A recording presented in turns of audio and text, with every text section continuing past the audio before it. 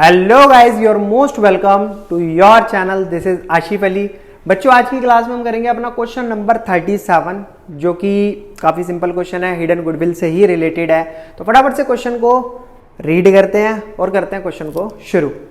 तो बच्चों, क्वेश्चन में बोला है क्वेश्चन नंबर 37 XY दो पार्टनर हैं विद कैपिटल 50-50 हज़ार रुपए, दोनों की कैपिटल है। ये एडमिट करते हैं जेड को as a new partner 1/4 profit में से शेयर देंगे in the profit of the firm. Z अपने साथ क्या लेकर आया? 80,000 रुपए कैपिटल के। तो पीएफजी का यहां पर कोई नामो निशान नहीं है, क्योंकि हमें इसमें गुडविल कैलकुलेट करनी है ना। पहले P&L का क्रेडिट बैलेंस शो हो रहा है, यानी कि आप इसको क्या कंसीडर करते हो? प्रॉफिट 40,000 रुपए on that date of Z admission. Give necessary journal entry to record the goodwill. तो हमें जर्नल एंट्री करनी है जैसे पिछले क्वेश्चन में करी थी, सेम एज इट इज इस क्वेश्चन में करनी है। लेकिन सीरीज आपको पता है, सबसे पहले क्या करना है? गुडविल का अमाउंट कैलकुलेट। जब गुडविल का अमाउंट कैलकुलेट हो जाएगा तो उसके बाद क्या करना है? पीएफजी कितनी लानी चाहिए थी जेड को अपने साथ, उसको कैलकुलेट करेंगे, फिर करेंगे जर्नल एंट्री का काम खत्म। तो चलिए शुरू करते हैं। तो calculation of goodwill. Sir calculate करना गुडविल को, तो नेट वर्थ निकालनी होती है सबसे पहले। नेट वर्थ, तो नेट वर्थ ये कौन सी वाली नेट वर्थ होती है? Including goodwill. इसमें गुडविल इंक्लूड होती है। तो हमें क्या करना है? जो भी नया पार्टनर अपने साथ कैपिटल का अमाउंट लेकर आ रहा है, कितना लेकर आया? 80,000 रुपए। 80,000 रुपए मल्टीप्लाई कर दो इसकी, इसी पार्टनर के जो भी इसने प्रॉफिट में से शेयर मांगा है उसके रेसिप्रोकल के साथ 1/4 मांगा है, तो यानी कि 4/1। तो 8 चौक 32, 3,20,000 रुपए ये आ गए। Next second point. Second point में नेटवर्थ दोबारा से कैलकुलेट करनी है। यहां पर गुडविल एक्सक्लूड होगी, एक्सक्लूड गुडविल।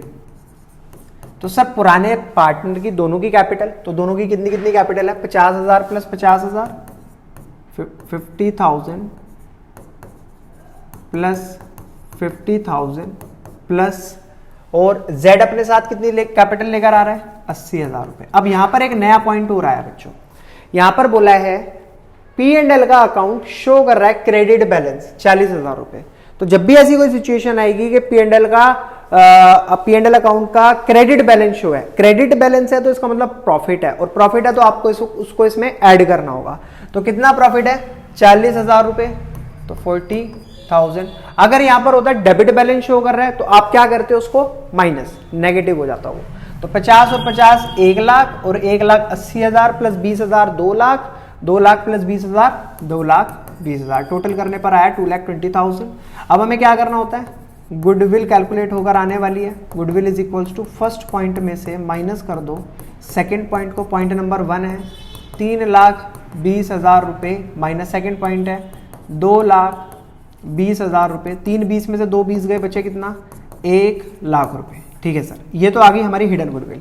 अब इस हिडन गुडविल के हिसाब से हमें क्या कैलकुलेट करना है कि जेड को अपने साथ कितना पीएफजी का शेयर लेकर आना था। तो Z share in premium for goodwill. तो 1 लाख रुपए की टोटल फर्म की गुडविल है। जेड ने शेयर मांगा 1/4, तो 1/4 के हिसाब से इसे प्रीमियम फॉर गुडविल कितना लाना चाहिए था? 25,000 रुपए, जो कि ये नहीं लेकर आया। एंट्री में अभी हम दिखा देंगे इसके करंट अकाउंट को डेबिट करके। बट इस 25,000 रुपए को हम किस किस हिसाब से किसको दें?